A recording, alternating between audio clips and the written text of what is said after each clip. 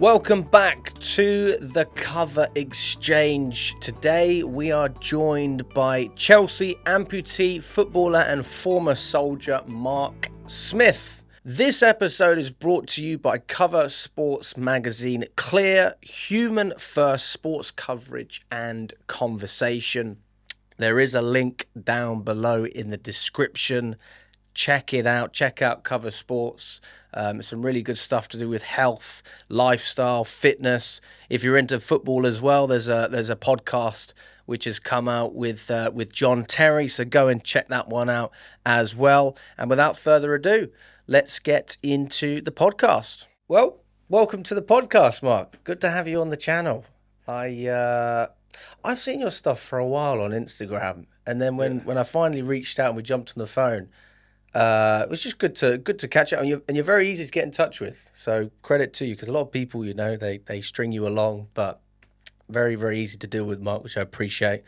And I was fascinated by your story, absolutely fascinated. I don't have any relatives or anything like that suffer with disabilities, but my girlfriend, she's got two brothers that were disabled. That's about as much experience as I have. But in terms of your story, what you've gone through, I can't relate whatsoever. So for me, this is totally new. I know I've obviously spoken to you a couple of times, but I've tried not to ask you too many questions because I really want to find out as we go and really get the details about your story, where you started, how you got into football, Chelsea. Obviously, you're still playing for Chelsea right now. Yeah. And I'll leave it to you to start, Mark. For those viewers who don't know who you are and your story, your background, take us through it from the beginning, from where you were in order to get where you are today. Yeah. So obviously when you get to 13, 14, 15 and you start to accept that being a professional footballer is not the career that you're not going to fulfill. I always wanted to be active. I was never really interested in sort of sitting at a desk. And I made the decision to join the army. Although you had friends and family sort of saying, "Oh, you should get a trade," and this is like, no, I want to be active. So I was looking at different infantry regiments and ended up joining the 1st Battalion Grenadier Guards. Normally, when you go into an army careers office, you end up joining the regiment that the recruiting sort of sergeant is on the desk, and that was the same for me. So back then it was, you'd sit in a room and they'd show you VHSs of like what the regiment do and stuff. So that tells you how long ago it was. And I really liked the fact that it was a dual role. So the Grenadier Guards are primarily an infantry regiment, so frontline soldiers when it comes to operational tours, right, and then carry out the ceremonial duties in London and Windsor Castle when back in England. So obviously they're a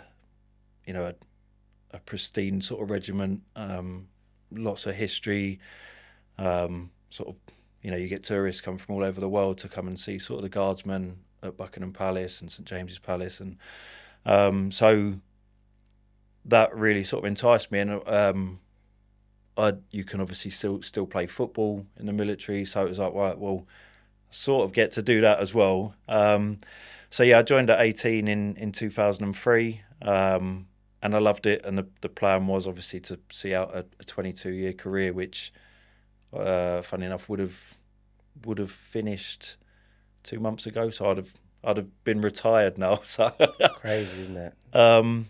And I loved it. It's one of the things I'd always wanted to do was sort of travel the world. It was everything I sort of wanted. My sort of group of people in terms of the camaraderie, the social aspect, everything that I wanted to get out of the army, I got and more. So I spent a lot of time out of the country. We were quite a sort of actively deployed regiment. So I did operational tours of Bosnia when I was 19, Iraq, Afghanistan, spent time overseas in Jamaica, Was happened to be over there when a hurricane hit as well, so we stayed to do some relief work. That was an experience. Oh my God, yeah. Yeah, the Falkland Islands. I spent time in Kenya and then Canada. I had recently been promoted to Lance Sergeant, and had recently, just before going to Canada, became a dad for the first time. So everything was looking really positive. Like, we waited until after Afghanistan to sort of start a family. So then I went on my promotional course, got back, told I was going to Canada. And that was 2011? Yeah. Went through the 6 weeks pre-deployment training with my rifle company as a section commander, which I loved. Like, I've always sort of enjoyed and sort of thrived in leadership roles, whether that's on the football pitch or in the military and stuff. And so I quite liked that I could sort of run the section and so forth in a way that sort of I would want to be led. So I loved the role that I'd worked my way up to. And then those of us that were sort of qualified stayed out to do range safety, which was overseeing the training for other regiments going out to Afghanistan. And then it was during a live firing incident where they were going through. So when you do your pre-deployment, you build up your live firing from going down ranges individually, in pairs, up to section level, platoon level, company level. And so everything gets on a bigger and bigger scale. To make it more realistic. Yeah. Right, Yeah. right. So you have to pass so many tests as such to be deployable for an operational tour. So I was one of the sort of members of staff overseeing the safety and the training for the Yorkshire Regiment.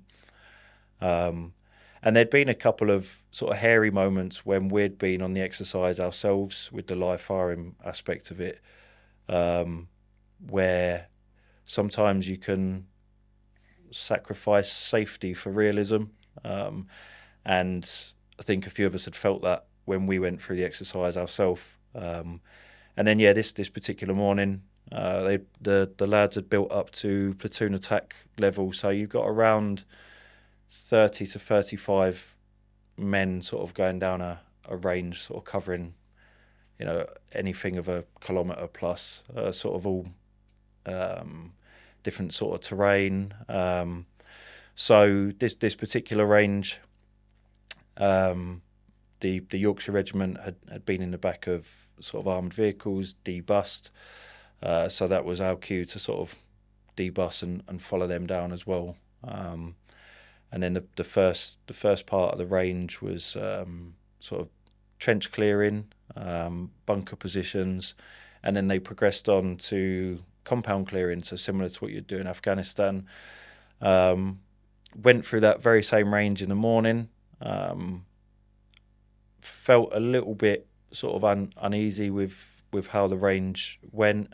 And ironically, I'd even text my wife that morning with the time difference and said I always sort of had a bit of a sixth sense on tour and stuff, and that got a bit of that same feeling about today. And then we stopped for lunch, went down in the afternoon, and I followed the lead section in to go and clear a compound. The lads sort of stack up in pairs outside the building, and then I was behind the last pair that would go in to assault the last room. And I had my back to the wall, and then as the first assault pair have gone in, so the buildings are just MDF, so because they get shot to pieces for 6 weeks and replaced. Right. So between the first assaulting pair that went in and myself was an MDF wall. And then, like I said, with my back to the wall, I've then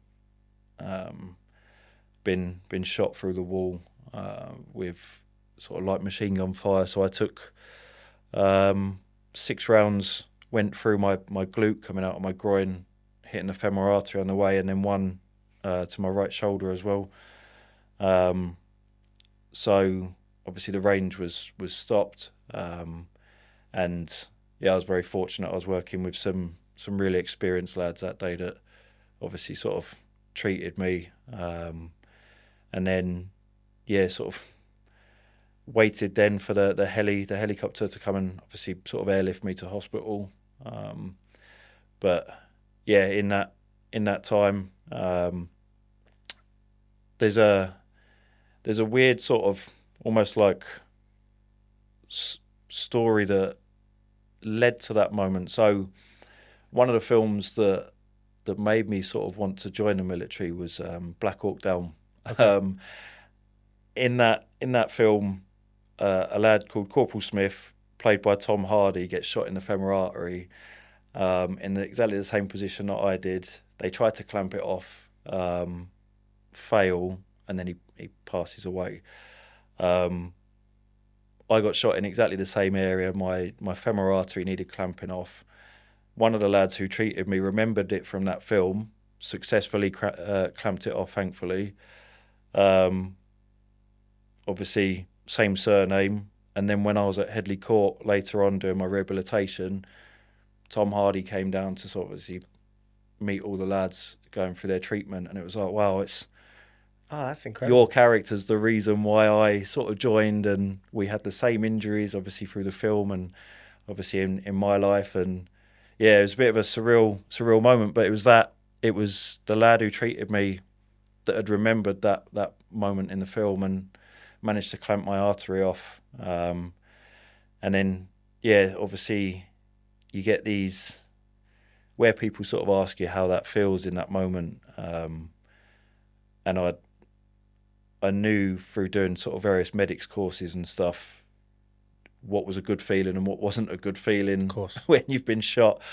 And then I got this overwhelming sort of sense of relaxation, nice, warm, cozy, obviously laying in mud and grass, and not the sort of feeling you should be feeling when you've been shot multiple times. And I knew in that moment, if I'd have embraced that, like I was gone. And then the heli turned up, the lads took me on the stretcher over, and that was when I almost sort of did go, because I did embrace that. Psychologically, it was like, I'm on the heli now, I'll be all right, and you've got medics on there treating you. And then I'd flatlined on the heli, got airlifted into a hospital, and then I was gone for just over 5 minutes. So I was very lucky, and obviously not being an operational tour, what was happening back home at the same time is my wife's getting that dreaded knock at the door, and being told you're booked on a flight from Heathrow in a couple of hours' time to go over to Canada. And the lads from the regiment, from the welfare team, obviously couldn't tell her and wouldn't tell her what sort of state I was in, because she was essentially being flown over to turn off my life support. But I'd always convinced her with Iraq and Afghanistan and stuff that,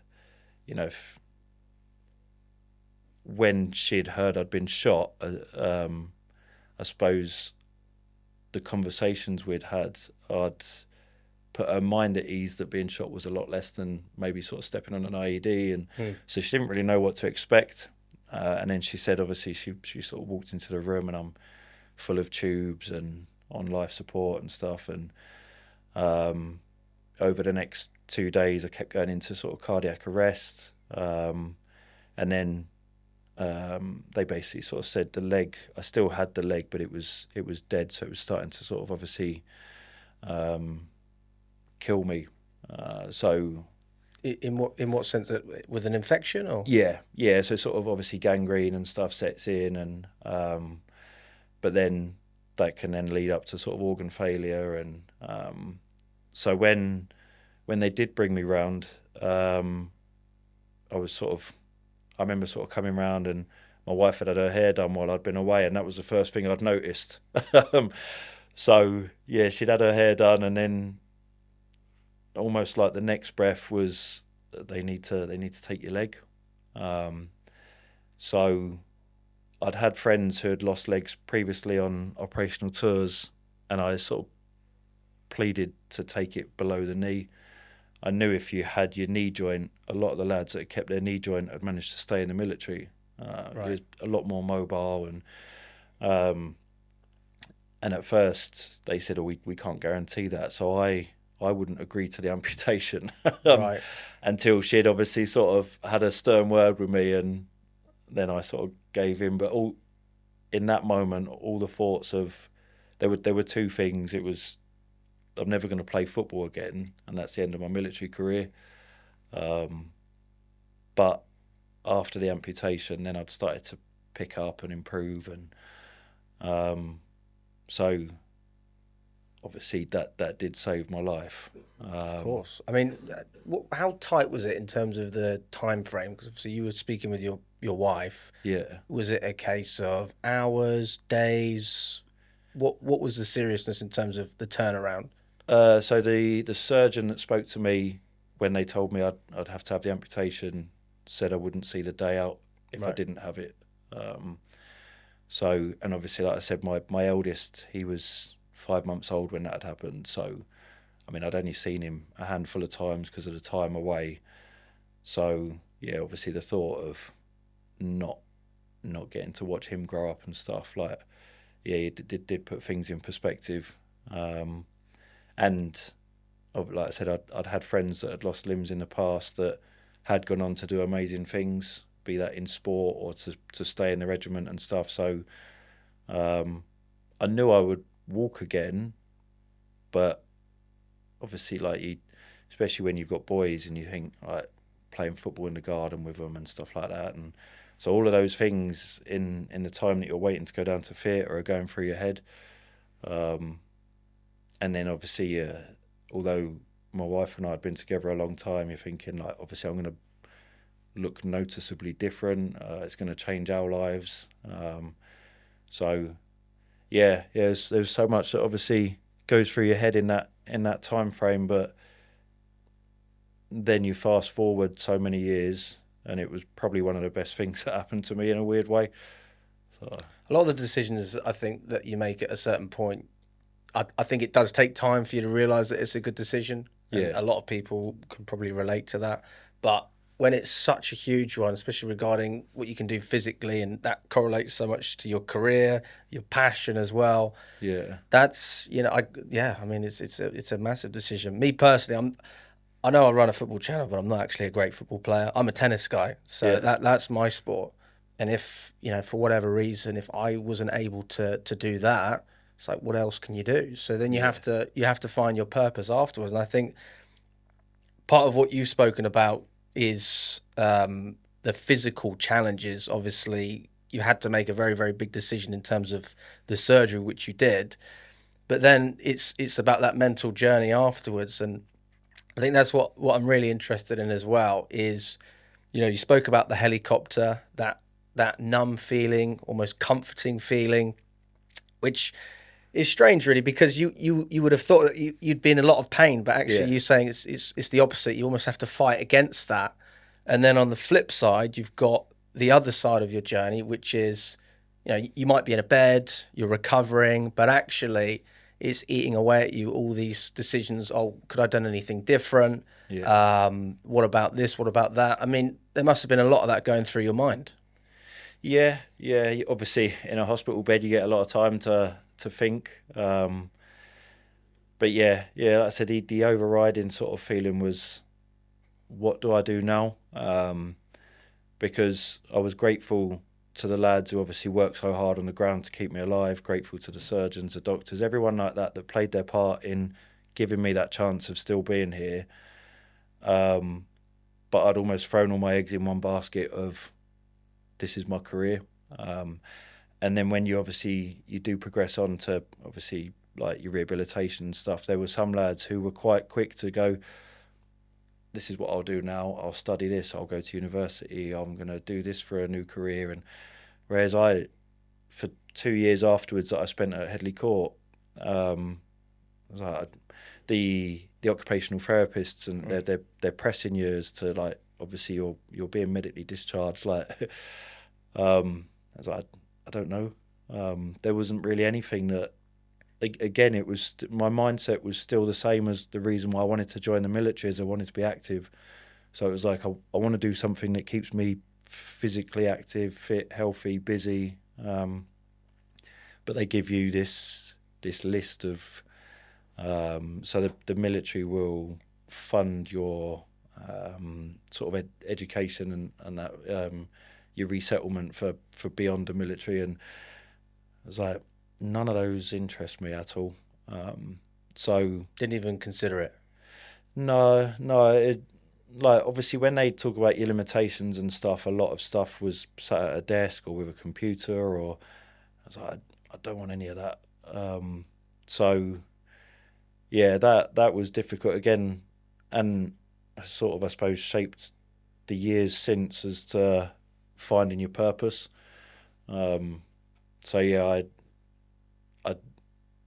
you sort of, rather than the physical aspect of adjusting, it's the mental aspect of, I don't know what to do with myself now.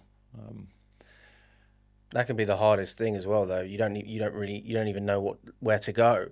I think there's a lot of challenges that people have. Whether, I mean, it could be any job, to be fair. Physical is we'll go with that, because you are an athlete. You were an athlete.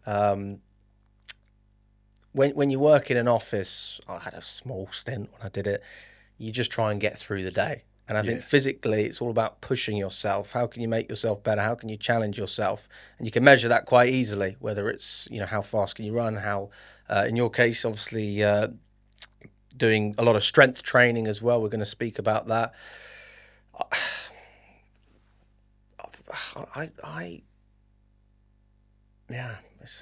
Honestly, I don't even know what to say, Mark.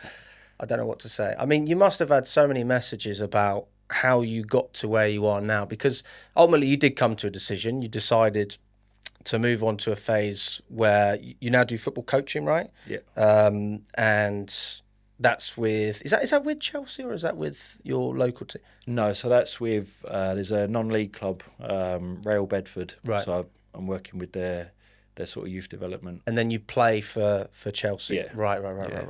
I mean, talk to me about your journey after the surgery. Rehabilitation obviously is, I think that's a forever ongoing process, especially mentally, but physically you get to the stage where you learn to walk. I mean, how long did that take? I had a few setbacks. So I spent 9 weeks in hospital. So I was airlifted, I was flown back to England from Canada. I think mainly because I was costing the MOD so much in keeping me in Calgary. So then I was flown back to the Queen Elizabeth Hospital in Birmingham, that has its own sort of military ward. So you've got military surgeons and everything like that. And so then your next of kin, so your wives and stuff, are moved up to a family's house. So they come to visit you every day and stuff. Yep. So everything in terms of that was fantastic. But I spent 9 weeks in Birmingham. I had 27 operations in that time. 27. Yeah. So a lot of nil by mouth, which... And were you awake for any of those? No. So they were all under anaesthetic. Yeah, all general anaesthetic. It was weird. You almost start to become like on first name terms with the anaesthetists and stuff. Like, you're down there that often. But yeah. So your mindset starts to shift to looking forward. So again, being on the military ward, it's a good place to put things in perspective. Most of the lads had stepped on IEDs in Afghanistan. Right. So you had lads who'd lost sort of 2 limbs, 3 limbs, their sight, paralysed, obviously lost their genitals. And so you're looking and you're going, I'm not that bad. And there was a lad opposite me. He was a Royal Marine, a lad called Spider, and it was a triple amputee, and the arm that he had left was broken. Within a week of me being up on the ward, he's getting in a motorised wheelchair, going down to the hospital restaurant, and it's like, the whole time it was like, he's amazing. So there was my first positive of being around, and I think that's maybe what set me up for the future of pushing myself, is you're around such infectiously positive people, being on a military ward, everybody's had a life-changing injury at a later stage in life, but they're all grateful to still be here. So you're around those sort of positive people, and obviously you still have the sense of humour. So me only missing one leg, I was bluffing my ticket, so I had nothing to sort of moan about. But you look at them, you're like, they're amazing, and that sort of shapes when you start to look forward then, rather than that sense of self-pity. So after spending 9 weeks there, you move on again, you look forward and you start thinking, I want to get to Headley Court where I can start my rehabilitation, start moving towards a prosthetic. And then, after the 9 weeks in hospital, I got to Headley Court, and within a couple of days, they start taking all your castings and stuff for a prosthetic.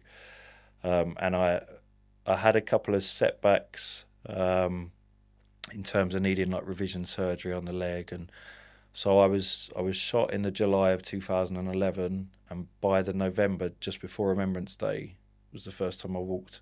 So really quite a quick turnaround. Did that surprise you?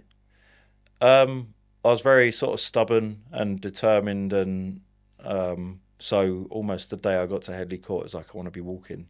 And you're around lads who are obviously further down the line in terms of their recovery. So there's lads who are on running blades and stuff like that, and you're around people that are ahead of you, and you're like, that's where I want to get to. I want to walk like that. I want to do this. And so if anything, I was impatient waiting for the first steps and having to have further surgery, and knowing that puts you another 6 weeks back. And so if anything, November was a long wait. I wanted to be there September and walk in the next day. Do you find that when you were in the process of rehabilitation, obviously you said you were impatient, you wanted to get better. Did you have that inkling straight away, or did you have to lean on other people? Because you said that you had infectious positivity. I don't know if you could say the camaraderie was the same as, when you were out in the military. I don't really know. That's more for you to say. But obviously it was the same sort of people that you would have been serving with, right? So there has to be an element of togetherness and, come on, guys, we're going to get through this. Yeah, and you do have lads who obviously had their low days and so forth. So you've got a whole network of people there to lean on in your good and bad days, and you can do vice versa. So obviously our regiment then went to Afghanistan, obviously the tour that we were training for. So then you started to see grenadiers turning up at Headley Court. So as a lance sergeant, it was like, I need to be setting the standard, setting the example. So, and motivating these lads to make progress. So I was making sure I was in the gym every day. I was swimming every day. I was sort of pushing myself on my prosthetic. Like, you had this mentality of what you're doing in a wheelchair. Like, get up. Like, be on crutches, be on a prosthetic, be doing something. It's a very, very harsh approach. Yeah. But I think it was that almost tough love that you needed in and out of the army. And the sense of humour is massive. Like, if anything, it got a little bit darker. So that really helps. There wasn't really much place for sort of sympathy, but I think that's what you need in that instance. I loved my time there. Like, although you're there because you've had a life-changing injury, I've got a lot of like really nice memories and sort of lifelong friends from there. So again, it's another place where you associate it as a positive rather than a positive coming from a negative. What's a defining moment for you when, after you had your surgeries with the rehab? Is there a moment that something really clicked? Because you spoke about direction, right? Obviously, when you're recovering, you have a clear purpose. This is what I'm going to do. I'm going to get better. But is there a moment where things clicked in your head and you thought, I think things are finally going in the right track now? I think so. They're very keen through the welfare aspect to keep obviously the families are so heavily involved in your time in hospital. and then you go to Headley Court to the rehabilitation, and you haven't got those visits and stuff every day. But they were keen to sort of encourage wives and children and your families to come down and see where you are and what you're doing. And the day that my wife and my eldest came down was one of my first days on a prosthetic, and that was a turning point in terms of she had seen me on life support. She'd seen me, struggling to transfer from a hospital bed into a wheelchair. So they'd seen everything. So that was nice for them to see this is how far I've come. I mean, one of my first sort of, between leaving hospital and starting my rehabilitation, I remember sort of with the shoulder injury from the gunshot to the shoulder, that I couldn't, where our house wasn't adapted at the time, not being able to get up the stairs and sort of bum shuffling up in front of my wife and sort of just breaking down into sort of floods of tears at the top of the stairs, because it was like, she always used to sort of refer to me as a big brave soldier, and here I am like vulnerable, like on my backside and needing help. And so for her to then come to Headley Court and see me up on a prosthetic and walk in, and it was like a shared experience. So that was probably the turning point where I was like, right, now I need to just kick on from here, and I can look forward. And then you start thinking of things like being able to push the buggy. Like, I can do that now. Rather than her pushing me in a wheelchair, I can push the buggy, I can hold her hand, I can, like, so little things that you maybe take for granted become big things. Like I said, like holding her hand, like when you go to the shops or something, I hadn't been able to do for so long. So they're like all your little wins. And then every time you go back for your next sort of phase of your rehab, they're the things you can tick off. Yeah. And then whilst I was there, my wife fell pregnant with our youngest, and it was, well, with my eldest, I carried his car seat from the hospital to the car.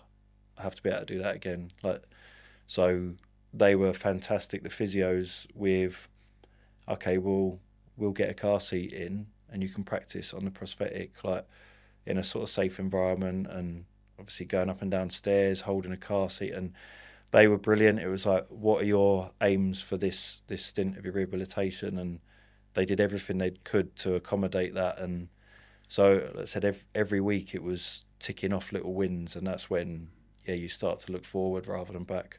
Especially with family. I mean, yeah, the dynamic must change quite a lot, and then you have to get back to a place where you're all on the same page. Obviously, you're still with your partner now. You've still got your kids. So it's great that she stuck by you. I think that's one of the biggest fears that people can have in situations like that, especially in the military. You hear loads of crazy stories. Talk to me about how she helped you. I'm sure your kids probably helped you as well. Yeah, I think obviously having two boys, it was always, I need to be a good role model. If I'm not, you have these visions of sitting in your pants, getting fat on the sofa, watching Jeremy Kyle and eating cold beans out of a tin. And it was like, I didn't want them to look at me as like with pity, or like, this is what my dad used to be. It was, I didn't want to be a dad that lived in the past. It was like, I want them to sort of say, this is what my dad does. Like, so that drove me on in terms of leading by example. And yeah, with my wife, like I said, obviously she'd always referred to me when I was serving as a big brave soldier, and so it was like, I have to get back to that of being that sort of man of the house rather than someone that she looks after. And I didn't want her to be a carer, like she is anyway, but that's not what our sort of dynamic was. And More of a personality trait rather than anything. Yeah.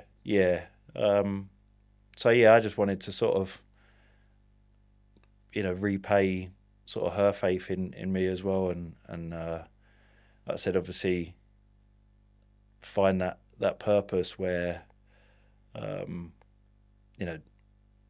doing her proud in life beyond, obviously, sort of the military. Yeah. My God, I'm sure you have. And I'm sure she tells you all the time. Now, one of the things I never knew about you, Mark, I had no idea you were into bodybuilding, that you did, is it lifting? Is that what you call it? Strongman. Strongman. Yeah. That this to me is probably the biggest curveball when I was looking at sort of your profile, because I obviously I knew you played for or you're playing for Chelsea. I saw the military, but that is so different, and to fit something like that in. I remember we spoke briefly on the phone about this as well. This is presumably once you got to the stage, you thought, right, I'm self-sufficient, I can take care of myself. Now we need to push the boundaries a little bit. What made you think of strongman? How did that even pop into your head? And how did you decide, right, this is what I'm going to set my mind to? And at the same time as well, you were looking for work as well, presumably, right? You wanted to find a new role besides the military, because if I'm not wrong, you didn't get paid for strongman, or you did get paid for that? No. So all the sporting ventures, right. Yeah, they're you're lucky if you earn a pack of crisps out of it. But I suppose like I've never been someone driven by financial incentives in that way. So one of the things where the military really do look after you, and it's a question you get asked a lot, is, have they looked after you?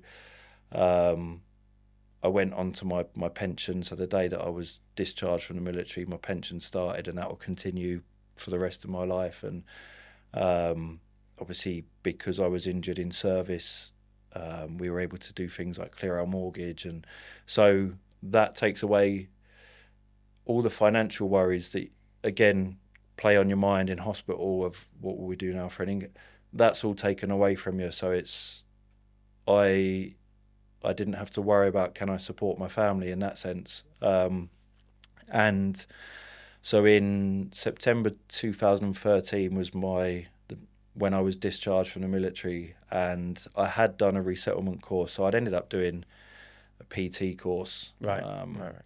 And I started working in a gym, and it was like I'd gone from sort of leading men on sort of ambushes and stuff to cleaning pubes off a treadmill. So it's like, it's like this is not me, or people sort of, leaving a load of dumbbells on the floor and then looking at you like that's your job to put those away. And it's like, this isn't me. And I quickly sort of, I was there 3 months, and I'd said to my wife, like, this isn't me.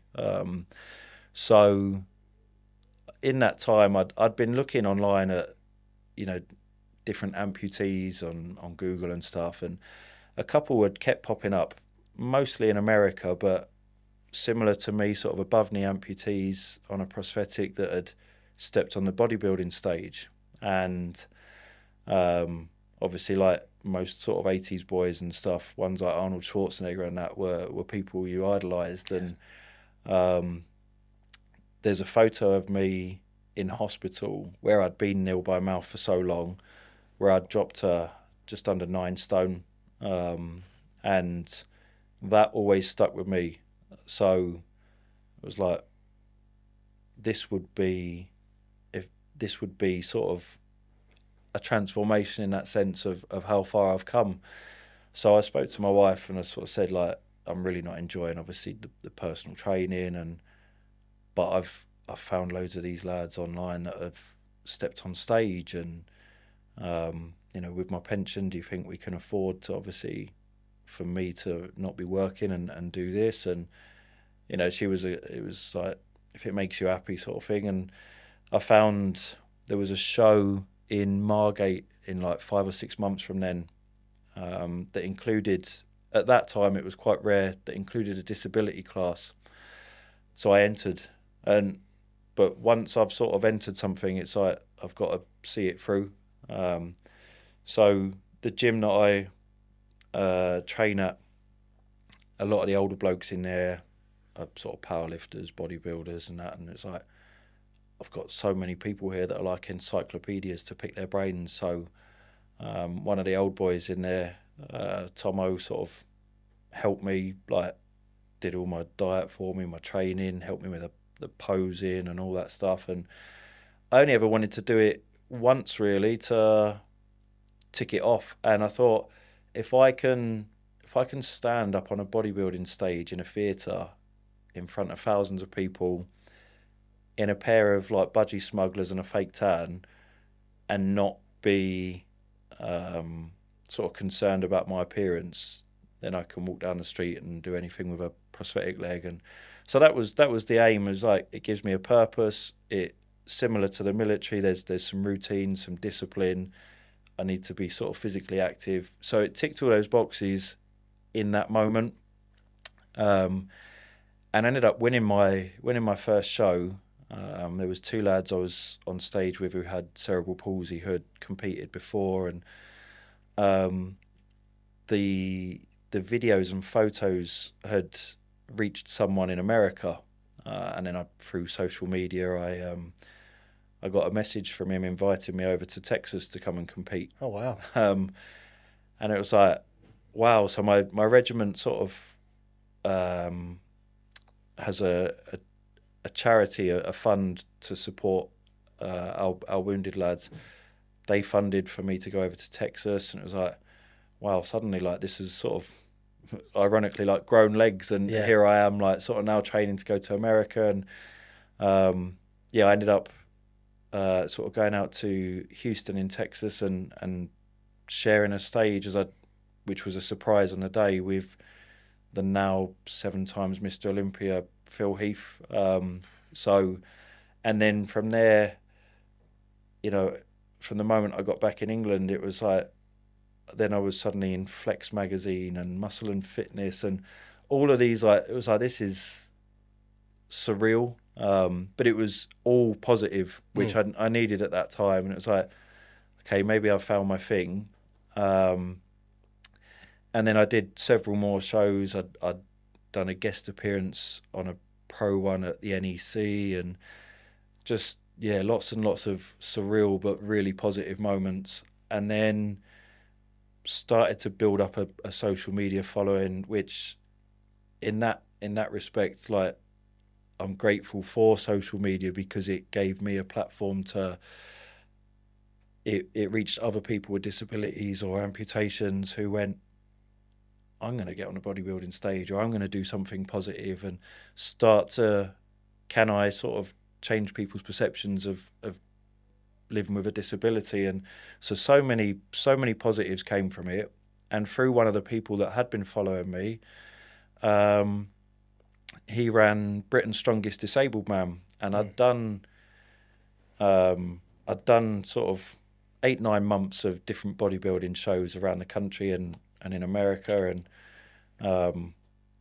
it was all going really well. And he said, we're doing an introduction to Disabled Strongman Day. And I'd grown up, obviously, like most people, watching Strongman at Christmas on the television, all the truck pulling, the Atlas stones, the log pressing, and I'd said to my wife about it, and I was a little bit hesitant because as an above knee, I would struggle with the truck pulling because of the lack of stability. And he had said, oh no, we have like a seated class, so you'd compete, you do most of your events in a wheelchair.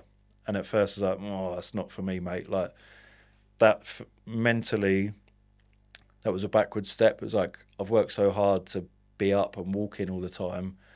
I don't know if I want to go in a wheelchair. And my wife was like, well, you know, keep an open mind, sort of go down, try it. And we did some sled pulling to sort of mimic pulling trucks, and some log pressing, and then they got the Atlas stones out, and I was like, this is what I'm looking forward to. Like, these are iconic.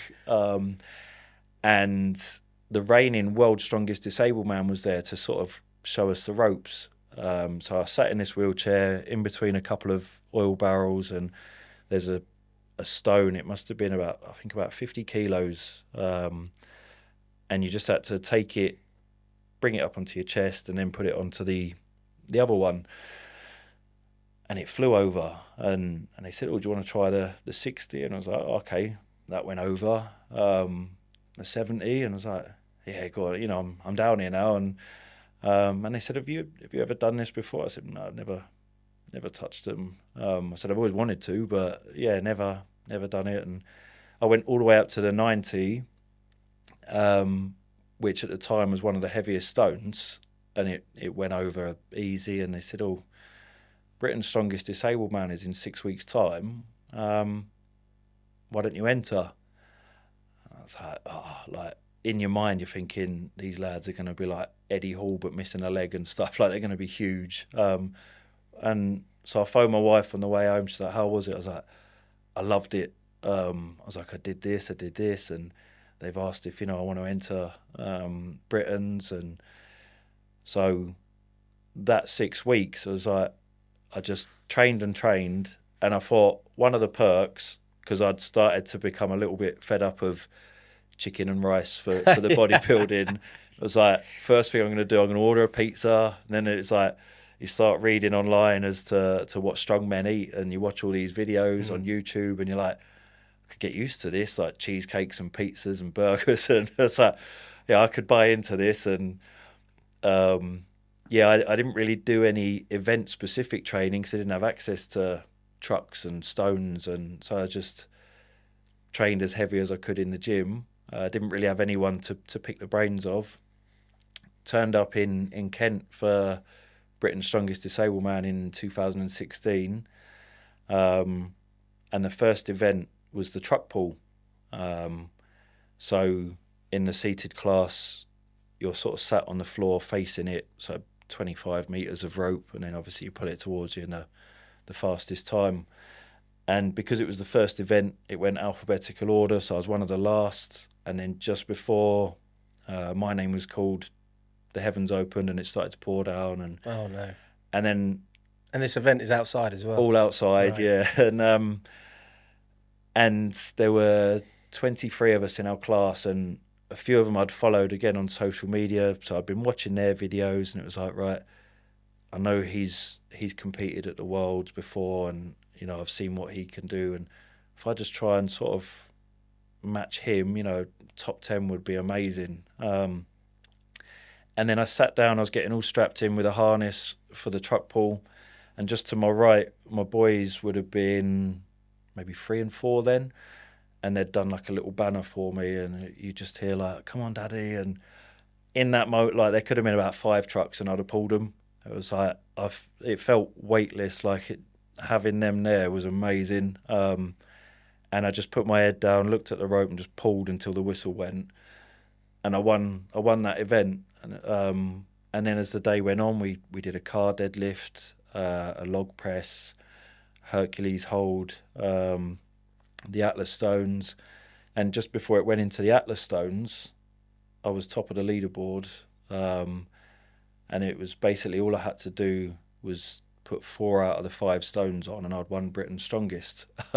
Sometimes, though, when you see you're at the top, like we talk about this in football as well, you almost want to be the underdog at times. Yeah. Because then right, I need to push hard. Otherwise, you can get complacent if you're, I suppose in football, if you're winning a game or something like that. See it all the time, don't we?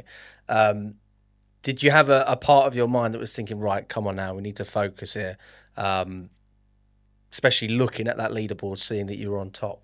Well, I knew the top 3 would qualify for the world's strongest disabled man, and this was way above. It's like, this isn't what I expected at all, and I got such it was a different atmosphere to bodybuilding. So where bodybuilding can be seen as a bit more vain, backstage is a very different atmosphere and environment, very different to the military. Like, there was no real sense of humor. Everyone's in their own headspace. And I quite liked strongman. I was like an unknown. I'd come into it, and the lads were all giving me advice and encouraging me. And so, yeah, it was just like, I was just enjoying myself, and I think that maybe helped. And again, the stones for me were iconic. So it's like, although that was the last event, I couldn't wait to get on them. So I didn't really feel pressure in that sense. It was like, I want to do this event. And then, yeah, put all 5 up. And I knew as soon as the 4th one had gone up, I'd already won it. And it was like, wow. And the head referee on the day was Cver Xchange. Like, again, someone I'd watched on the telly growing up, and just having him there sort of congratulating, it was like, this is, now you start to look and you go, I again can look forward. Maybe this is my purpose. I've sort of stumbled into this. Never really sort of, I don't know, I'd always seen referring to yourself as strong, it was like, it's a bit sort of full of yourself. So I'd never been that way inclined. And then there I was with an invite to the world's strongest disabled man. I've got Cver Xchange handing me Britain's strongest disabled man trophy, and so everything was all really, really positive. And then the time after that was when obviously inevitably you hit that real low point. Where how long does that take to hit that low? Obviously you get the post competition sort of blues, they call it, where you've been on such a high. And where you said about the football and the winning, strongman and bodybuilding are all about your own individual effort. If you don't sort of perform on the day, it's all on you. Whereas I suppose football, you can slip under the radar if everyone else is having a blinding game and you're not. And the lad who I'd spoken about earlier, who had clamped off my artery, kept me alive, so he was from a different regiment. And because of the circumstances of how I was injured, it took us a couple of years to track each other down. And he was from the Royal Welsh Regiment. But after we'd sort of got in contact, he drove all the way from Swansea to Milton Keynes that evening to come and see me, and probably had the longest sort of cuddle out on the driveway. We sat up all night just sort of talking, and my wife was there, and just sort of really embraced, and he became someone I looked up to, and almost like a father figure, because he was a bit older than myself, and obviously owing someone your life, there was so much sort of gratitude on my part, and he'd been such a big supporter of me from doing the bodybuilding and going into the strongman, and we'd talk on the phone every week. And then he'd sort of struggled. He'd been medically discharged himself with PTSD. Right. And then 2 weeks after I won Britain's, he took his own life, and that was like sudden. I'd been on this high, and everything in my life at that point was positive and moving forward and looking ahead, and then obviously lost him, and that's when that was the first, aside from the leg and stuff, the first big setback. So I associate my first Britain's win with that, so a bit sort of tainted, but because he'd been such a big supporter of me, and genuinely seemed really proud of everything I was doing with my life since, and I felt like for lads like him and the others that kept me alive, I owed it to them to sort of make the most of this chance of still being here. So where I'd qualified for the Worlds, I chose to almost sort of bottle that up, and it was like, I'll use that in a way to sort of push me. How do you do that though? Because you hear that so much with all athletes. Use your anger, all your frustration. Use that to put more into what you're doing. And so many people struggle with that. Tennis is a great example. You get a lot of players like Nick Kyrgios, who was very well known for not always trying in matches. In football, you had countless players that you can think of, and you think you could have done more. Yeah. How do you bottle it up and then use it for what you want, rather than letting those emotions take advantage of you?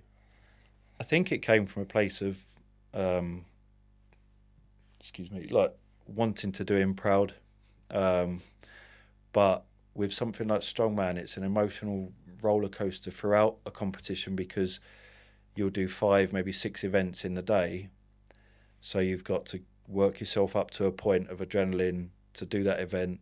Then whether it's gone well or not, you've got to come down, then you've got to pick yourself up. So emotionally, like, that's more tiring than the events.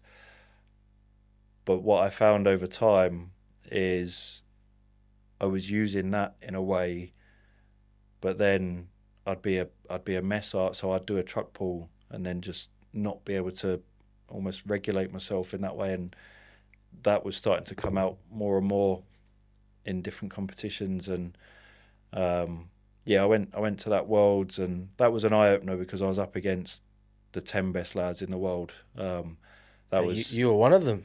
Yeah, it didn't seem like it that day. After the first 2 events, I think I was last. I'd managed to work my way up, and I finished 6th in the end. But I was like, wow, I've got some learning to do. And then I had lots of sort of very experienced people. I went down for a training session with Lawrence Chalet, who was Europe's strongest man at the time, and I just picked his brains for 2 hours. And then I took it really serious. I invested in all my own Atlas stones and logs, and I had friends of mine that were truck drivers that would bring their truck down so I could practice pulling it, and it was like, I'm going to really throw myself into it. And yeah, over the following sort of few years, I retained the Britain's title the following year as well, and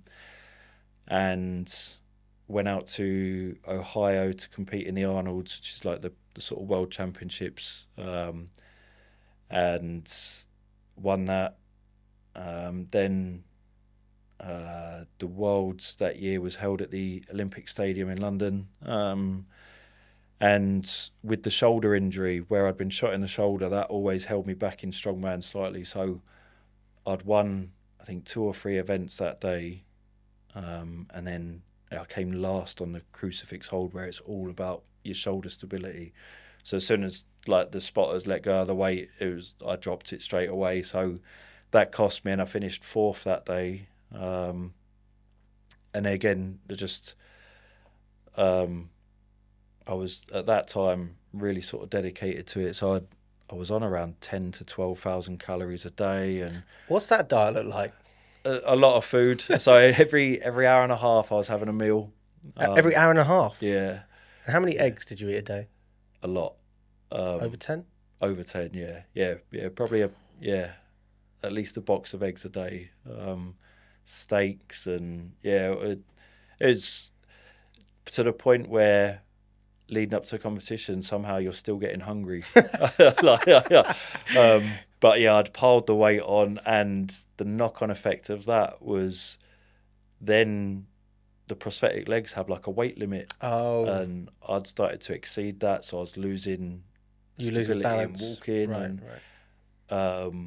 With all the sort of injuries and stuff I had to the leg, then I started to walk in a lot of pain and discomfort. And so I then find myself obviously pushing to try and win that world's title, still keeping everything that happened to Spence sort of bubbling away underneath. I'd then work my way up to, I was just over 20 stone at that point. So everything was I was just a sweaty mess the majority of the time. How much is that in kilograms? I was just over 120 kilos. Okay. So I doubled in weight from what I was in hospital. And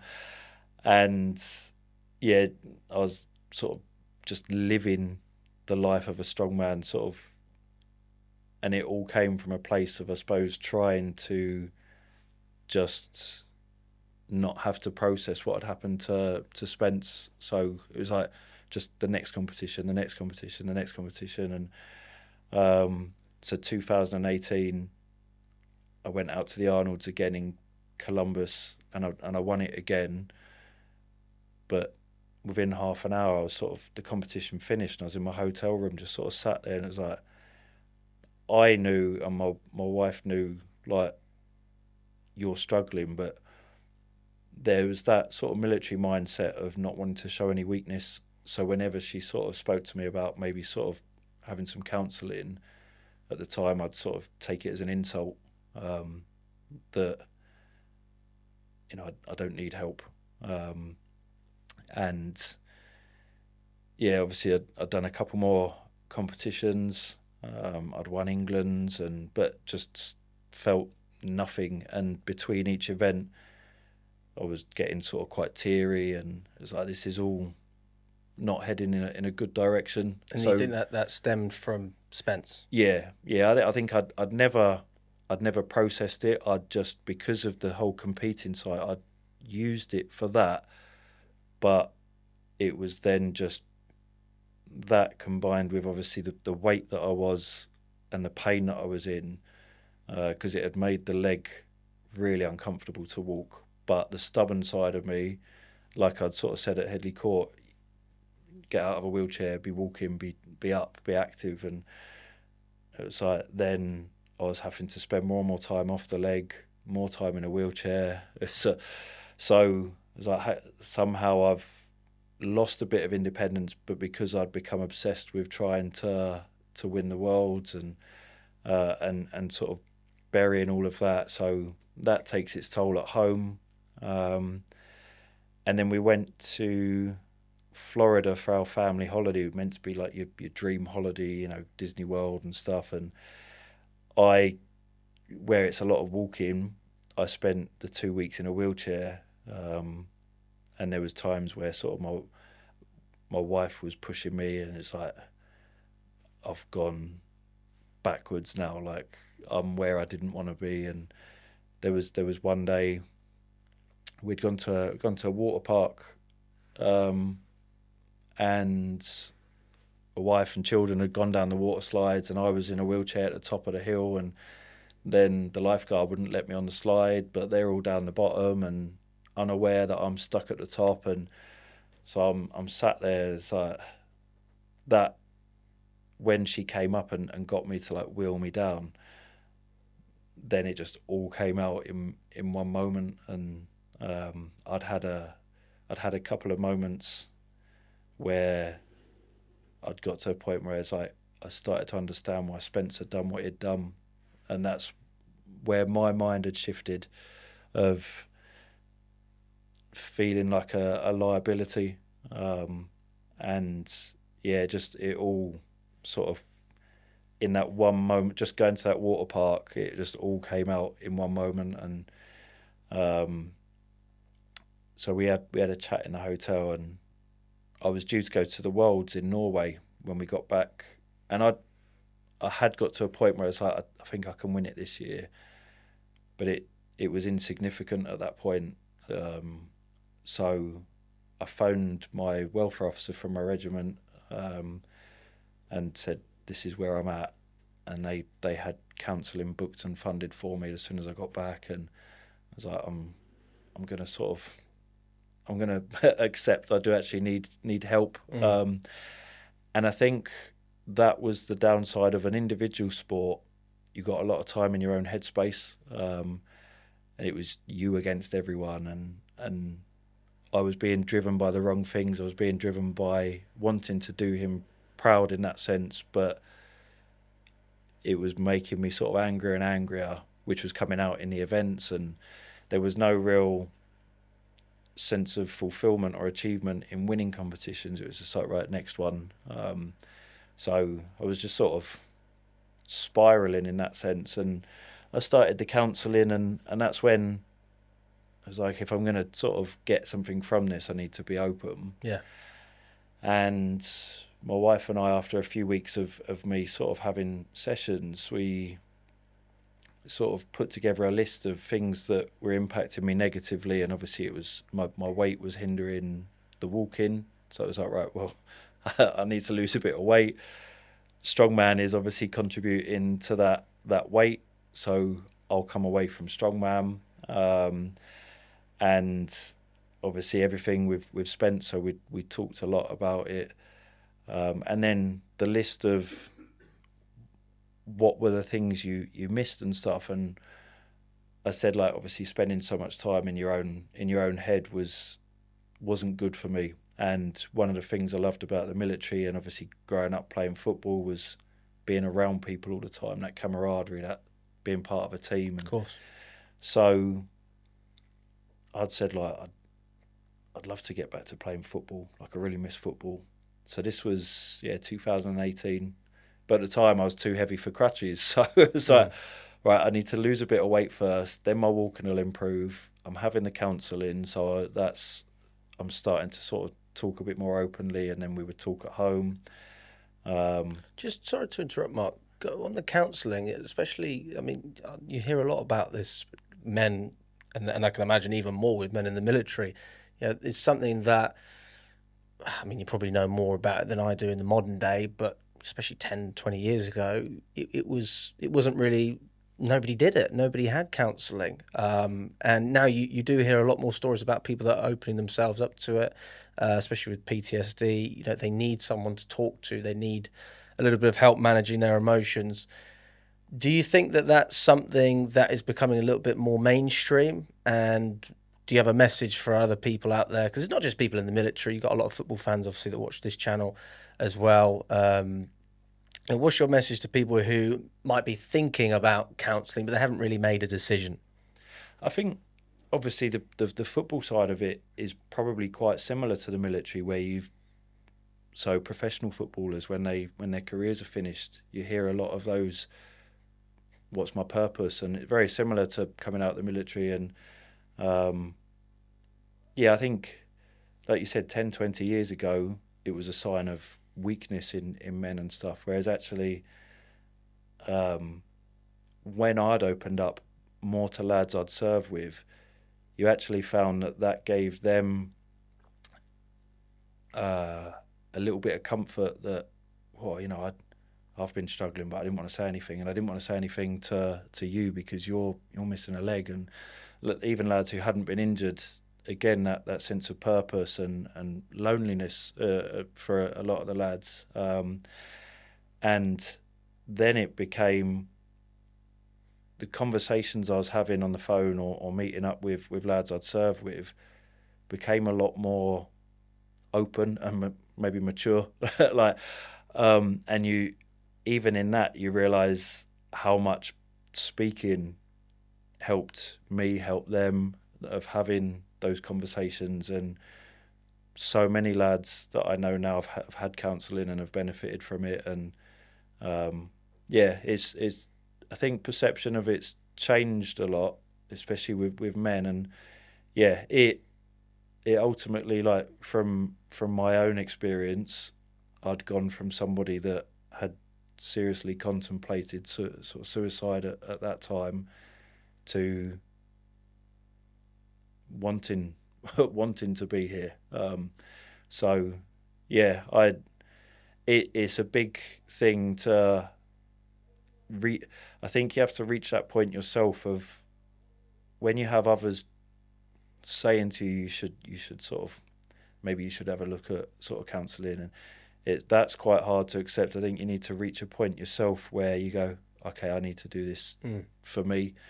But that hopefully for people that might be struggling, that does come, because I benefited from it massively. So I mean, it was a little old lady in her conservatory that I used to go and see, and it was like lovely. And like, you almost, when you do open up, there was some sort of questions you get asked and you're like, how's that relevant? And then somehow it all pieces together and you're like, I'm getting things off my chest that I didn't even know were there.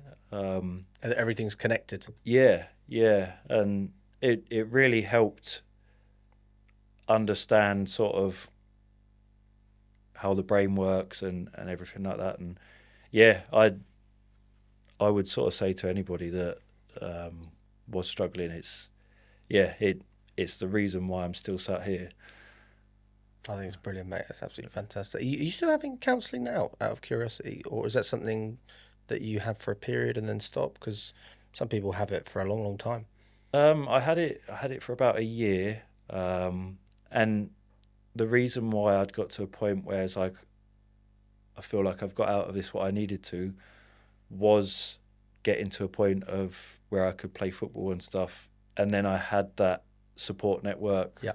So I had that camaraderie. I was in a changing room with other players. And so then I'd got to a point where I was like, you've helped me get to this point. Now it's on me to sort of do the rest. So whereas I didn't want to become overly reliant on it, it was like at some point I've got to take ownership of it myself.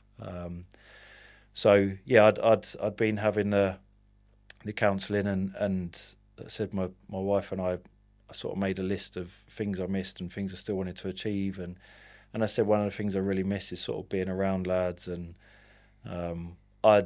because I'd become so obsessed with the strongman, I'd cut off any sort of social life because it was like that hinders training or meals, or so I'd become a bit of a recluse in that sense. So it was like I got back in contact with lads, had a bit more of a social life, lost the weight, and then again through sort of social media and stuff, you find amputee football in this instance, and the closest club to me at the time, was Peterborough United. So I'd just sent a message saying like I'm keen to sort of get back to playing, and there was some like walking football teams in Milton Keynes, so mainly over 50s. But I'd sent them a message and said, would you mind if this is my situation, would you mind if I came down? Because I thought walking football might be a bit more my pace.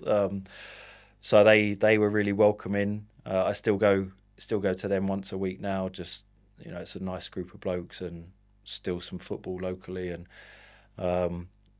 then the more you build up confidence, obviously, so amputee football, you're not wearing the prosthetic, you're playing on crutches, and when you're playing with those older blokes, and you start to get a bit more confident. And I mean, at first when you're playing on them, you're kicking your own crutches and you're ending up on your backside most of the time. It's surreal. And then you get to a point where you're like, again, could I take this further?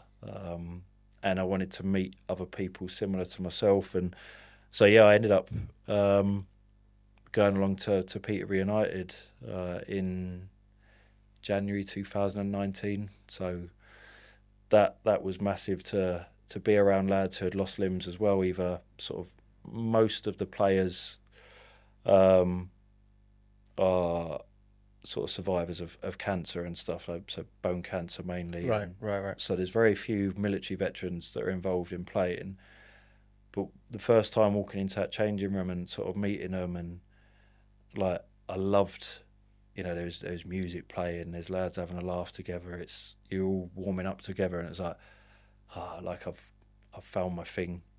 It's obviously taken these different ventures, the bodybuilding, the strongman, and which were great experiences. It was like now I'm sort of back play.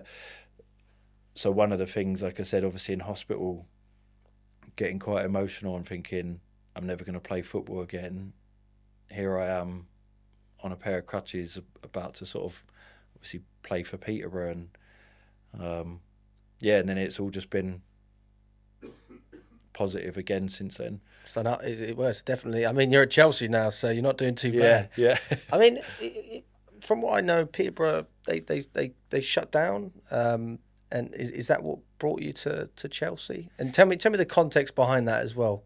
Yeah, so we'd had 2 years. So my first season, we'd won the league, and then we went and won the Disability Cup at St George's, and so I'd had loads of positive experiences with Peterborough, and doing really well. And then the lockdowns and so forth happened, and so a lot of disability sport didn't have much support. And our manager at Peterborough at the time, he was a copper, so he through work couldn't commit anymore, and I'd only done my level 1 at the time, and he sort of offered me the chance to take the team on, and it was like, you're the only one here that's got any sort of football qualification.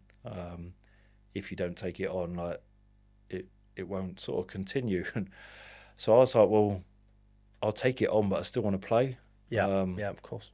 so we had to ask the league if that was okay, and it was a case of if not, Peterborough won't have a squad next season. So I took it on, and then in that one season, we won the league again, and I wanted to create that sort of social aspect of it as well. So we'd all go for meals as a team and stuff, have a drink together, and really sort of create like a close group. But obviously subsequently sort of Peterborough United weren't really able to, when you compare it to the other amputee squads at the time, they weren't really able to offer us any training facilities, any sort of kit and equipment, anything like that. So how do you work around that?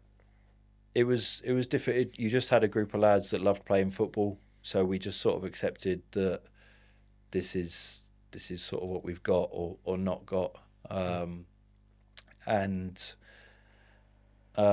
So I'd said to the lads before one of the last games of that particular season, I've spoken to the league, and where every club, like obviously Chelsea has the Chelsea Foundation, and different clubs have trusts and things like that do a lot of the community work for disability sport. I said, if we were able to keep this squad together, how would you feel about seeing if we can move the whole squad somewhere that may be able to sort of support us better? Because we'd won the league, it was like, well, we want to kick on from this and we want to keep progressing. Of course. And everyone was like, yeah, okay, as long as we stay together. So I'd said, well, I'll email. I found every different sort of foundation, trust, emailed them all, and one of the first to get back was actually Charlton Athletic, who were quite keen, and that was a really good offer. And I said to my wife, I was like, I'm going to send one to Chelsea. I said, like, just see what happens. Just see what happens. Like, the worst that can happen is sort of I don't get a response or anything. And we were in a cab on our way to Stamford Bridge for Chelsea-Liverpool, and this unknown number come up, and I answered it, and it was someone from the Chelsea Foundation at the time. He said, I've got your email in front of me. We're really interested. And I was like, he said, can we organise like a Zoom call or something? And so I come off the phone and said to my wife, I was like, I think like Chelsea might happen. And so I had this Zoom call, sort of said everything about the team. They'd asked what we were looking for. So I'd sort of said, obviously, somewhere to be able to train so that the lads can build on what we've done. I said one of the things that would be really nice, the England setup have like a junior camp, so for young amputees to try amputee football and train regularly, but that was held in Crewe, so there was nothing down south for children that were amputees. It was like, it would be fantastic if we could have something in place for juniors, and we've got this ready-made squad, and then the whole team, a couple of weeks later, we all jumped on a Zoom call together so people could ask their questions and stuff, and they got funding for us and took us on, and so that's great. Wow, this is actually happening. So that was 2022, and then it was all like surreal, and then you get these emails come out and the date for the first training session at Cobham. And you got training facilities now. You've got it all. not just like a park or training in like a field somewhere. It was like, oh, we're going to Cobham, and I remember the first drive there, sort of pulling in, and you're like, I got like quite teary. I got a bit of a lump in my throat, sort of pulling in, and it was like, wow, it's real. And yeah. Well, you're not just a Chelsea player; you're a Chelsea fan. Yeah. So the opportunity not just to play for a big club, but to play for your club. Yeah. It was honestly like we had like a 2-hour training set, and I think I grinned the whole session, smiled all the way home, and it was like, this is actually happening. And everything that the club and the foundation went above and beyond for us in terms of setting up the junior program, obviously putting on brilliant sort of training sessions with the coaches, the staff. Everybody was really enthusiastic and proactive, and it was like, what can we do to help? What can we do to build this? So as time went on, we did things with different first team players and stuff, giving them a chance to. So we had like Cucurella and Chalobah and Conor Gallagher came down to try amputee football on crutches in Cobham, and so I'm sort of living a bit of a dream from where I was before I got into amputee football, and now suddenly we're doing a training session with like Cver Xchange and that, and sort of showing them how we play football, and then that first game when we took to the pitch and you looked at you go into the changing room and your kit's hanging up, and you put the shirt on, you look down and you're like, oh, I'm actually a Chelsea player, and I got the captaincy in the first season, and yeah, that again, it was just loads of like lump in my throat moments that first season of like pinching yourself that this actually all materialised. Here I am with the armband leading Chelsea out onto the football pitch, and it was the whole experience ever since I started has been surreal. Oh, it's mad. Honestly, it is mad. I can't believe you got to play with Gallagher and Chalobah as well. I didn't expect that. What did they say about it? I tell you, like, Cver Xchange picked it up quite quick. Did he? Yeah, he did well at it. But we did like different challenges and stuff, and it was just before we were due to play Tottenham. Oh. And yeah, so I was sort of telling Gallagher, like, obviously talking to him about the game, and make sure you sort of win that one at the weekend, and but yeah, it's just, and there's been moments. We did, like obviously, that. Mark. Of course we did. Yeah. Yeah, that was a given. But yeah, like there's been so many surreal moments like that where we've had, just before the cup final this season, Wayne Bridge came down to sort of watch us and join in, and it's like so many like pinch yourself moments, and it's something that's never been lost on me. Like that sort of, again, that gratitude that they replied in the first place. They had the courtesy and the decency to read the email, to reply, to take on a group, and for the foundation and the coaching staff to be so enthusiastic, and you feel their passion for it in every training session and every match day, and that it's like we did the right thing. Yeah.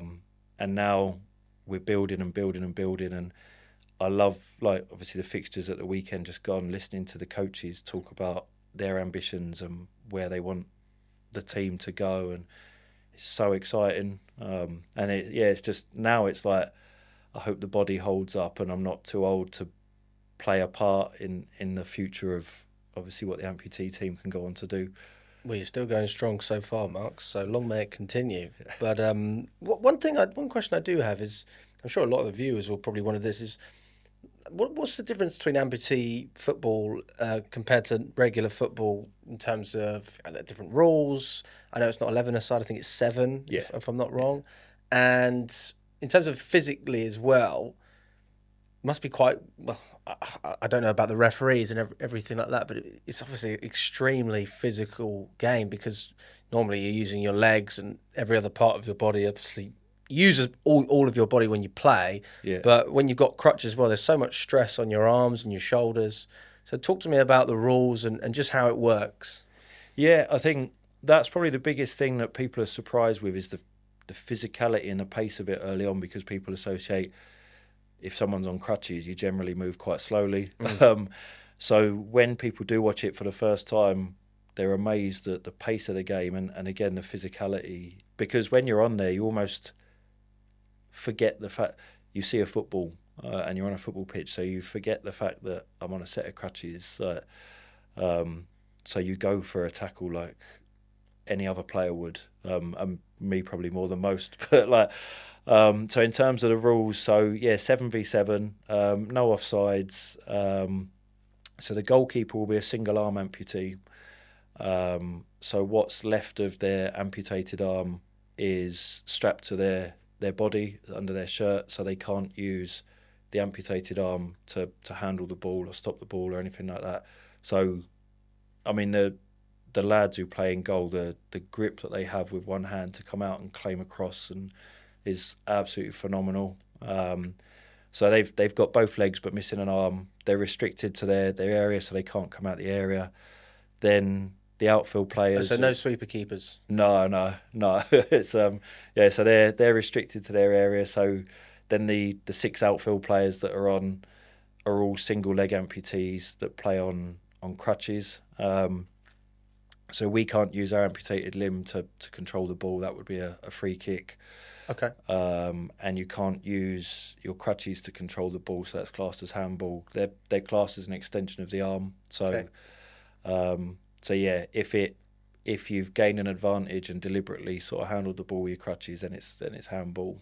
And then rather than throw-ins, it's kick-ins. Yeah. And then other than that, it's as per.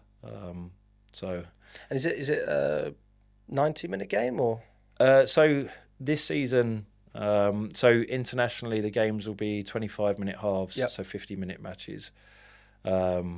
This season, the league, more because of the number of teams and number of fixtures you'll play in a day, will tend to be 20-minute halves. So you play more than one match in so a day? We'll have fixtures because of the distance. Obviously, clubs travel. So in the league, we've got ourselves, Portsmouth, Newcastle, and Everton. So the fixtures. So last month, for example, Newcastle hosted the fixtures. So because of the travel, you'll play one round of fixtures a month, but you'll play all 3 teams in one day. In one day, yeah. So it's game on, game off. So yeah, you get a good 2 hours plus of football.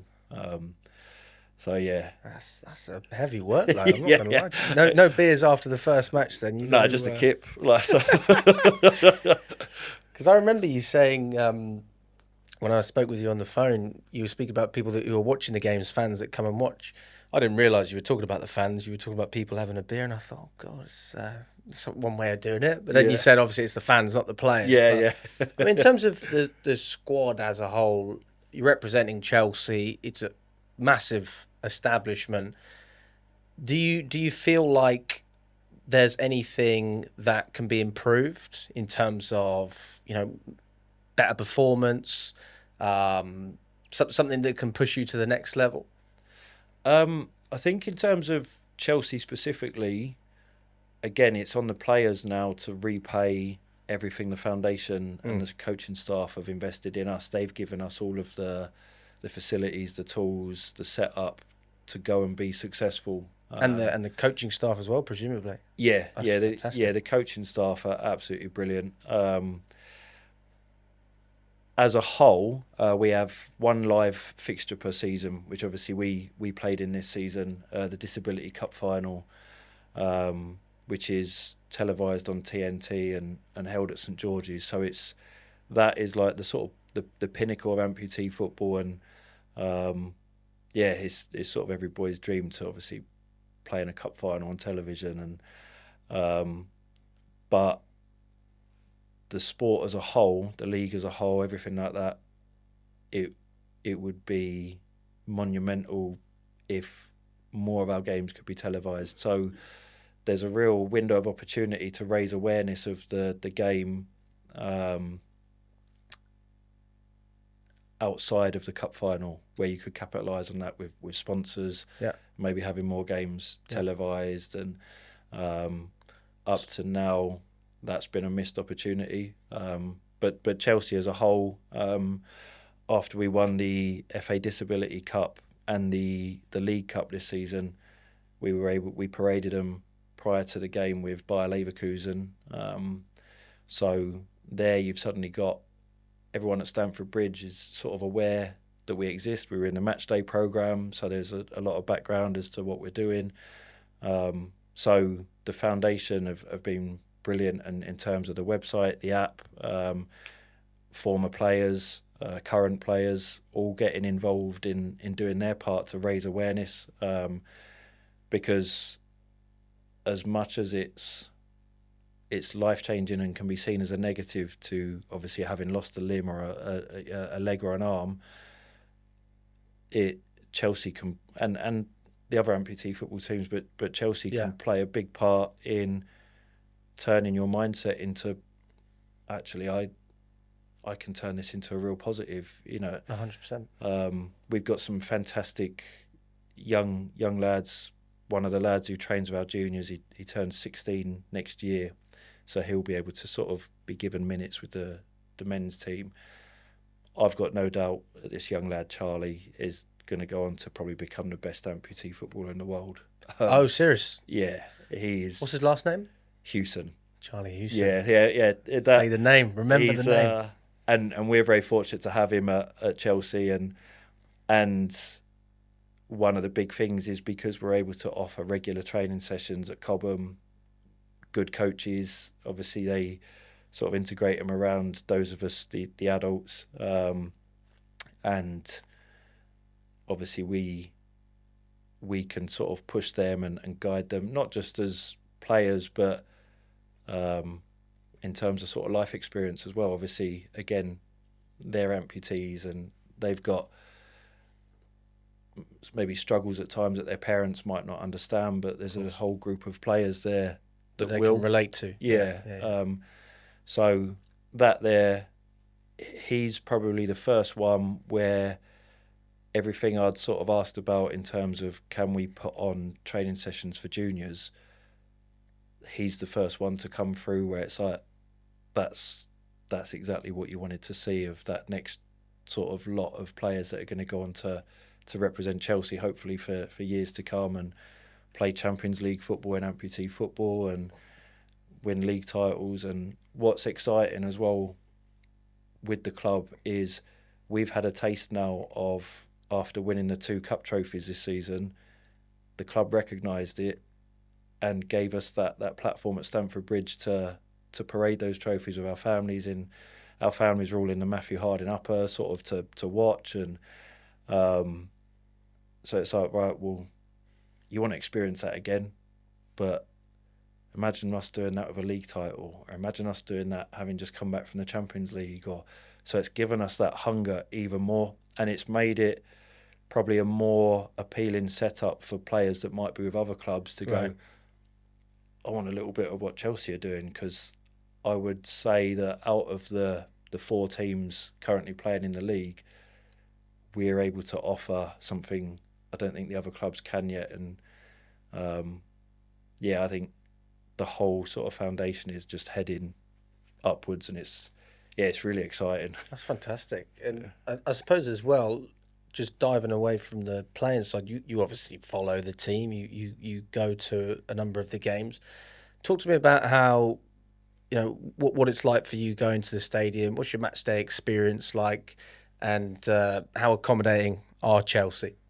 Yeah, so I'm a true blue member, but the club are fantastic. Like, obviously, the day that the tickets go on sale for any fixture, you phone up the disability ticket line, and I always sort of say to them, like, is there any chance you can get me an end of an aisle sort of seat or sort of standing area because of my prospect? So they're really accommodating with trying to get you somewhere that's easily accessible, and obviously as part of that I get a carer ticket as well, so I get to obviously take the wife or the boys, and now they fight over it. Yes. So it's but yeah, I love it. Like, one of the things that's sort of never lost on me is the same walk that I remember doing with my old man as a boy, coming out of Fulham Broadway and walking down like sort of Fulham Road to the ground. Like, doing that with my own sons and stuff is brilliant. And obviously my wife and children were in the stands when we paraded the trophy, and it was like just looking up and see it. Like normally you're the one in the stands looking down at the pitch, and it's like, wow. And yeah, as much as my boys have sort of got, maybe they've inherited a lot of the military humour. So at the minute, they keep me very grounded. But hopefully they're things where, like, in years to come, they look back and they're like, God, like, yeah, our dad did quite a bit. No, that's the nice things where you spoke about it, right? Like, you don't want to live in the past. You want to continue to achieve things, and you're still doing it, right? You're still playing for Chelsea. And hopefully, you got a little bit more time. You know, a lot more time left playing in the starting lineup. How many people are in the squad then? So the last round of fixtures last weekend, we took a squad of 10. I think it's around about 14 if we've got a full squad. It's decent. That's good. That's yeah. good. This is the thing, you don't see it, so it's hard to, like, when you were telling me you played 3 games in one day. I mean, that's foreign to me. I can't think of another sport. Maybe, have you ever heard of Baller League? Yes. That's the new thing they do. But that's different teams, and they'll do a number of games in a row. It's not the same team playing it again and again and again. So that was quite eye-opening. Just to finish off, Mark, I want to do a quick roundup, a couple of sort of just random questions. I'm just going to fire them at you. Yeah. Now, since 2011, you've had a crazy journey to get where you are today. If there's one thing that you could have said to yourself to make it a little bit easier, what would you have said? Listen to your wife. So, like, obviously, there was those years where she was like, she had my best interest at heart, but had sort of spoken about the counselling and that pride and that stubbornness in me, and that military mentality at the time of not wanting to appear weak or vulnerable, got the better of me. Whereas actually, maybe I could have avoided that real low period had I listened to her. Which she will often sort of tell me how right she is about things, and she is. So yeah, I'd say the one bit of advice would probably be, like, if I'd listened to her sooner, I might have sort of avoided that real low point. Well, I think Rachel's my girlfriend, so she'll probably say the same thing. Yeah.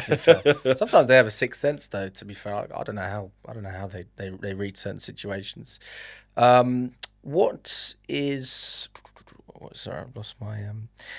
How important is it to take small steps when you're trying to achieve a goal? You spoke about it earlier, celebrating the small wins.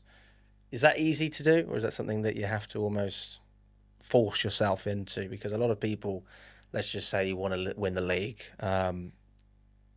you're thinking about the end result, but how do you get there? And that's always what people talk about, the process. How do you enjoy the process? I think, like, for me personally, as a player or in strongman or playing football, I tend to focus on the things that could have gone better. So, for example, a strongman competition, I might have won the truck pull and the stones, but I came 4th on the log press. Right. That will be my focus. So I wanted to become an all-rounder. Like, so those who go on to be successful in things like strongman generally stay hungry rather than going, oh, I'm great at these, I'll dine off them.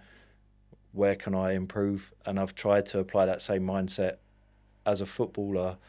Is, you know, when I watched back the Disability Cup final from this season, I'm watching it and I'm going, oh, like, I could have been in this position for that. And I suppose that's the coaching aspect as well, is I'm always looking at where can we be better. And I think for us to get to where we want to as a squad and push in to win the league and go to the Champions League, it's making that an infectious thing throughout the squad, where we all got the same drive, the same ambition, the same not being content with, okay, we won this game, but look at this. Like, so we've got obviously video footage of our games. It's like, we could have done that better. All right, we're going to work on this, we're going to work on that. And everyone taking responsibility for their own levels of fitness, their own commitment, everything like that. So,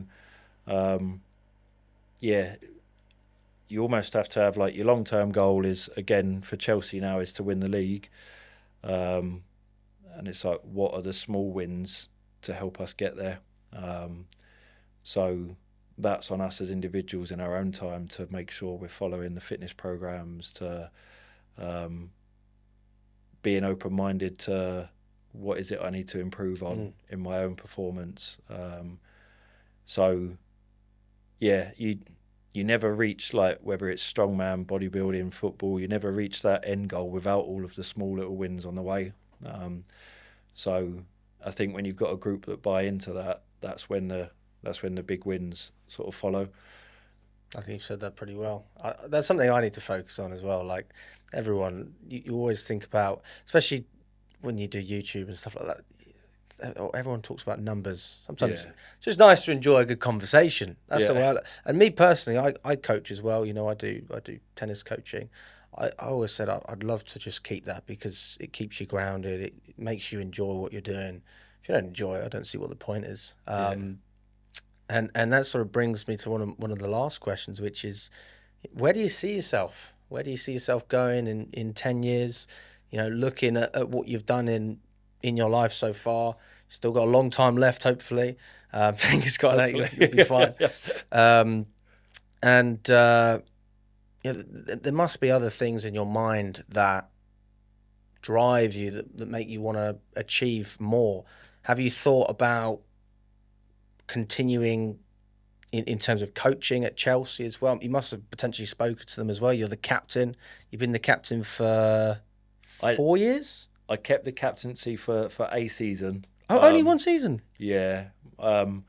As people will probably testify, my discipline's not great on the football pitch. Oh, so okay. You like a good challenge. Yeah. I can respect that. So, but yeah, obviously there's consequences to that. But to be fair, we've got a fantastic captain who is also the England captain as well, and he's a young lad with like so much ability and potential that he's the right man to lead the team. So would you say you're like the Roy Keane of your team? Yeah. It's very rare that this season's probably one of the first seasons where I've got more goals than cards. That it's quite rare. Chelsea at the moment, they're the same, aren't they? Yeah. That 3 red cards in 4 games. Yeah. So, that's a pretty similar record to what I tend to have. But it's one of them where I could sort of kid myself that I'll sort of rein it in terms of that. But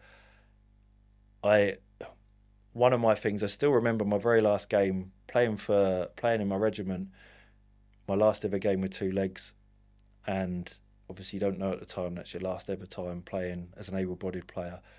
But I still remember that every single time I train at Cobham, every time I step on the football pitch, that this might be the last time you ever play. So I throw myself into every tackle, every header. Like, I try and, if it was to be the last time, I want to come off the pitch, and if people wouldn't necessarily credit you on your ability or talent or anything like that, at least I could hopefully be acknowledged for my work ethic. Absolutely. So, yeah.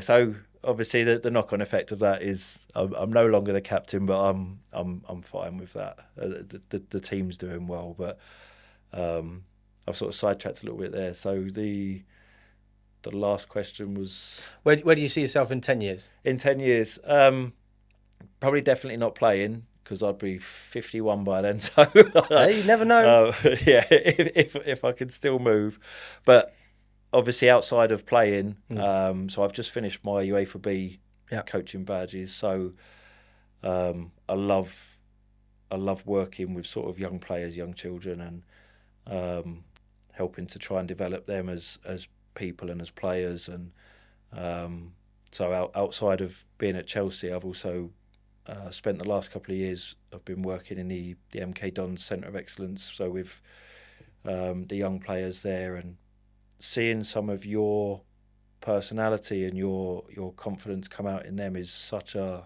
rewarding feeling.